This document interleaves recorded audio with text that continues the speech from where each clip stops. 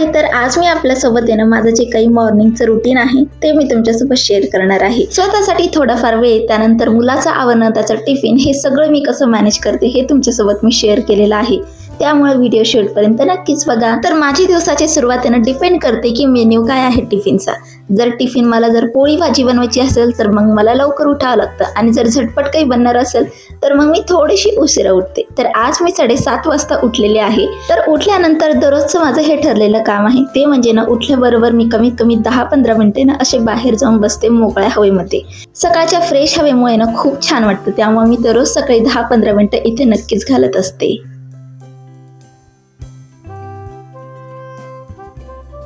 कमीत कमी 10-15 मिनिटं बाहेर बसल्यानंतर आहे ना मूड खूप छान असा फ्रेश होऊन जातो.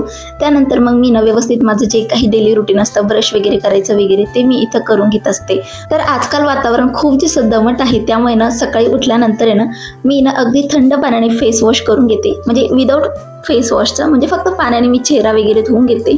आणि ऑलरेडी ना त्वचा खूप अशी चिपचिपी झालेली असते, त्यामुळे ना मी एक्स्ट्राचं मॉइश्चरायझर वगैरे काही वापरत नाही. डायरेक्ट आंघोळीनंतरच वापरते. नाहीतर हिवाळ्यामध्ये ना फेस वॉश करूनही ना मला आहे ना लगेचच आहे ना मॉइश्चरायझर वापरावं लागतं, नाहीतर खूप जास्त त्वचा ड्राय पडते. बरं असो, त्यानंतर आहे ना जेवढी काही छोटी मोठी कामं असतील ना घरामध्ये, ते मला इथे आवरून घ्यायची असतात. ते म्हणजे ना, आजकाल पावसाळा चालू आहे आणि रात्रभरात कपडे वाळत नाही बाहेर ठेवली तर, त्यामुळे ना हे कपडे मी रात्रीच आहे ना असे फॅन खाली वाळवले होते, आणि जेणेकरून हे सकाळी ना व्यवस्थित वाळले जातील. तर सकाळपर्यंत कपडे व्यवस्थित वाळले जातात इथे.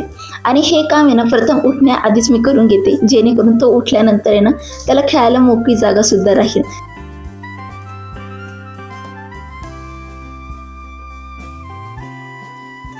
त्यानंतर लगेचच मी जागच्या जागी जेवढे काही कपडे असतील त्यांच्या घड्या घालून ठेवून देते, आणि जे काही वापरायचे कपडे असतील आजचे ते मी साईडला काढून ठेवते, जेणेकरून आहे ना शोधायच्या वेळेस आहे ना अगदी शोधाशोध करायची गरज पडणार नाही. म्हणजे ज्यावेळेस गरज असेल ना त्यावेळेस लगेच हाती येतील.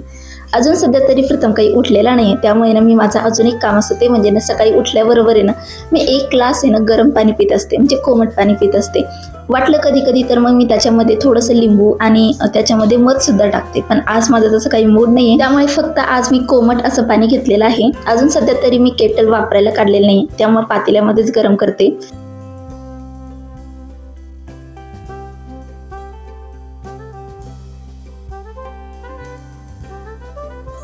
आता संध्याकाळी प्रथम किती लवकर झोपला आणि किती नाही त्यावरती डिपेंड करतं की तो किती लवकर उठतो ते. तर काल रात्री तो लवकर झोपला होता, त्यामुळे ना आज थोडा लवकर उठलाय. तर 8:30 वाजेपर्यंत तो आज उठून गेलेला आहे. आणि उठल्यानंतर आहे ना मी जर त्याला दिसलं नाही तर तो मला शोधत किचनपर्यंत येतो, पण माझं लक्ष होतं, त्यामुळे तो उठल्यानंतर मी लगेचच त्याला जवळ घेते. आणि हे आमचं ठरलेलंच असतं. दररोज सकाळी उठल्यानंतर असंच प्रेम माझं उतू जात असतं. म्हणजे ते 8 तासाचं जे काही भर असतं ना ते मी सकाळी उठल्याबरोबर काढत असते. महत्त्वाचं म्हणजे ना मला असं वाटतं की मी रात्रभरापासून त्याला घेतले नाही, आणि असं वाटतं ती 8 तास आहे ना खूप दिवसाची आहे. त्यामुळे ना सकाळी उठल्यानंतर असा लाड तर सगळ्याच आईंचा होत असतो, म्हणजे आपल्या मुलासाठी. तर त्याला आहे ना कमीत कमी 10-15 मिनिटं मी छान असं कडल करते, जेणेकरून आहे ना त्यालाही त्याची दिवसाची सुरुवात छान व्हावी, आणि मग पुढे तो क्रँकी वगैरे होणार नाही. माझ्या प्रत्येक गोष्टीनं अगदी छान पद्धतीने ऐकेल, आणि त्याच्या पद्धतीने जर आपण ऐकत गेलो ना तर सगळं काही परफेक्ट होतं. नाहीतर मग ना आपण त्याच्या पद्धतीने नाही गेलो ना, सपोज त्याला जर एखादा शर्ट काढायचा आहे आणि तो मी काढून दिलाय ना, तर बस मग टँट्रम सुरूच होणार.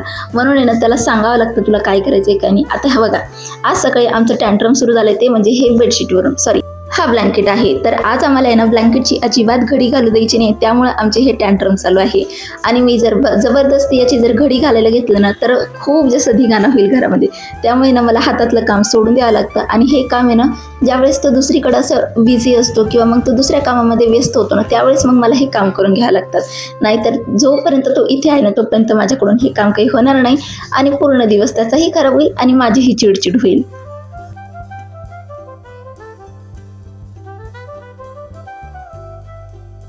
उठल्यानंतर आहे ना 10 ते 15 मिनिटं आमचे असेच इकडं तिकडं जातात, आणि त्यानंतर सुरू होतो प्रथमचा रुटीन. तर उठल्यानंतर आहे ना तो सगळ्यात आधी ब्रश करतो. तर आता सध्या तो जमायला लागलाय त्याला ब्रश वगैरे करायला, कारण की मी त्याला तसं तसं इन्स्ट्रक्टसुद्धा करते बॅक साईडने, आणि तसं तसं तो फॉलो करतो. त्यामुळे ना आजकाल त्याला बऱ्यापैकी ना ब्रश करायला सुद्धा जमायला लागलेलं आहे.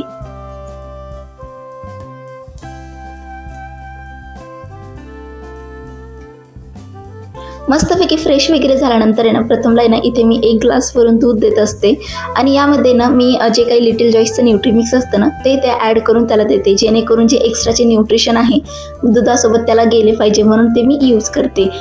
तसं हे काही कोलॅबरेशन किंवा ब्रँड कोलॅबरेशन असं काही नाही आहे, मी स्वतः पर्सनली हे यूज करते त्यामुळे तुम्हाला सांगितलं आहे. आता साईड बाय साईड माझा चहासुद्धा चालू आहे आणि साईड बाय साईड आहे ना मी आज त्याचा टिफिनसुद्धा बनवते. तर आज टिफिनमध्ये त्याला मी मस्त असा डोसा देणार आहे प्लेन.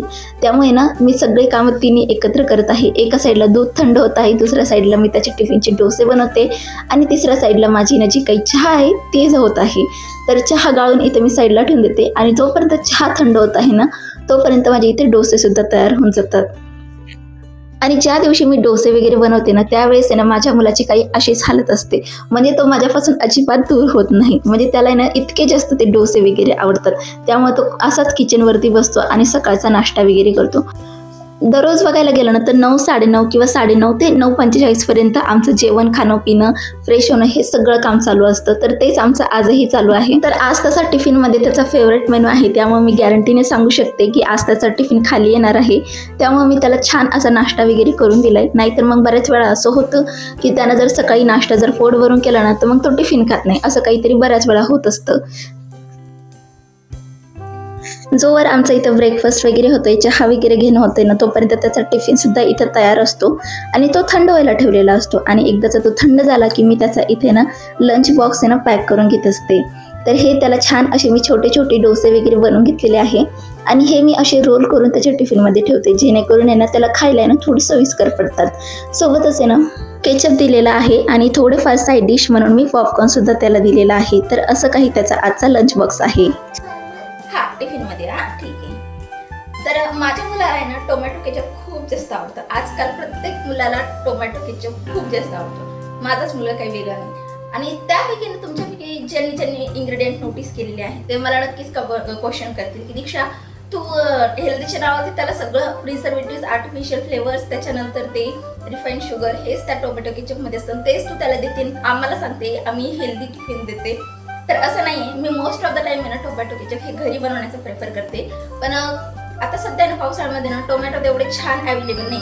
हिवाळा सुरू झाला की त्यावेळेस मी टोमॅटो केचप बनवते, त्याची रेसिपी मी तुमच्यासोबत नक्की शेअर करेन. पण आता सध्या रिप्लेसमेंट म्हणून आहे ना मार्केटमध्ये पण खूप छान छान असे ऑल्टरनेटिव्ह आहेत जे की हेल्दी इन्ग्रेडियंट आणि क्लीन इन्ग्रेडियंट वापरून आहे ना छान असं टोमॅटो केचप बनवतात.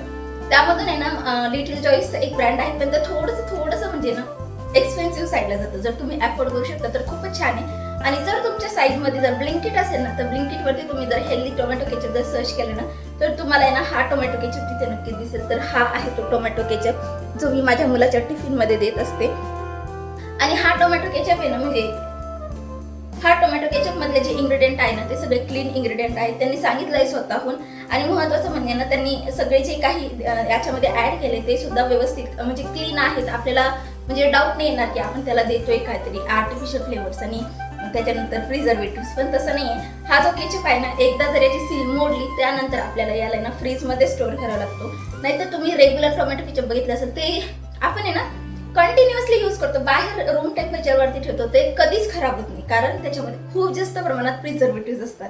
पण हे जे आहे ना हे मी थोडं तरी बाहेर ठेवलं ना हे खराब होतं लगेच, त्यामुळे याला ना कंटिन्युअसली फ्रीजमध्ये स्टोअर करावं लागतं. आणि हे ना स्वीटन केलेलं आहे, म्हणजे याच्यामध्ये गोडव्यासाठी ना त्यांनी ना जॅगरी वापरलेलं आहे, आर्टिफिशियल ॲडिटिव्ह काहीच नाही याच्यामध्ये. त्याच्यानंतर त्यांनी अगदी क्लिअर लिहिलेलं आहे याच्यामध्ये ना टोमॅटो आहे, व्हेजिटेबल आहे, जॅगरी आहे आणि स्पायसेस आहे. याच्या व्यतिरिक्त आर्टिफिशियल फ्लेवर नाही आहे, नो सोडियम बेन्झोएट. हे तर खूप चांगली गोष्ट आहे, जे की रेग्युलर टोमॅटो केचप असतात त्याच्यामध्ये असतात पण याच्यामध्ये नाही आहेत. ते ऑल नॅचरल इन्ग्रेडियंट्स असं त्यांनी स्वतःहून लिहिलेलं आहे. मागून पण सगळे क्लीन इन्ग्रेडियंट आहे, मी रीड सुद्धा केले. जर तुम्ही एक बजेटमध्ये जर टोमॅटो केचप परचेस करायची विचारत असेल ना तर हे तुम्ही ब्लिंकिटवरून नक्कीच परचेस करू शकतात. मी तुम्हाला रेकमेंड नाही करते किंवा मला ब्रँड प्रमोशन कोलॅब वगैरे काहीच नाही, मी स्वतःच्या एक्सपिरियन्स थ्रू तुम्हाला सांगते. आणि मला खरंच हा खूप छान वाटला, म्हणजे एक ब्लिंकिट फाइंड आहे त्यामुळे मी तुमच्यासोबत हा शेअर केलाय. त्यामुळे ना तुम्हाला जर एक छान असं अल्टरनेटिव्ह बघायचं असेल ना तर हा तुम्ही कन्सिडर करू शकतात. अंडर 200च्या रेंजमध्ये आहे.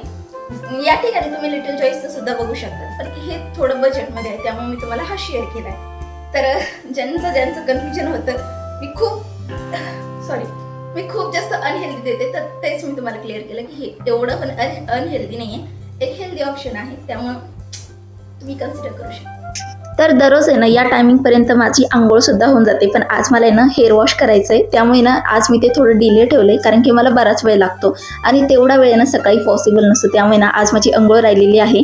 पण काही असो 10-15पर्यंत ना इथे प्रथमची आंघोळ, नाश्ता, खाणं पिणं सगळं झालेलं आहे. आता त्याला इथं मी स्कूलसाठी तयार करते आणि स्कूलमध्ये जाताना ना तो इतका जास्त एक्सायटेड असतो ना की विचारूच नका. मला आहे ना आत्तापर्यंत एकदासुद्धा नाही जाणवलं की तो शाळेमध्ये जाताना रडलाय किंवा त्यानं खूप जास्त हट्ट केलाय की मला नाही जायचंय वगैरे, असं कधीच झालेलं नाही. त्यामुळे ना मला तरी हे खूप छान असं वाटतं की तो शाळेमध्ये खूप आनंदाने जातो. त्याला अजिबात अशी सेपरेशन एन्झायटी वगैरे होत नाही. तर 10:30 वाजेपर्यंत आमचं सगळं काही आवरून जातं. माझं किचनही बऱ्यापैकी आवरलेलं असतं. तर चला आता मी त्याला शाळेत सोडून येते आणि आजचा व्लॉग मी इथंच संपवते. कसा वाटला आजचा व्लॉग कमेंटमध्ये नक्कीच सांगा. Bye bye.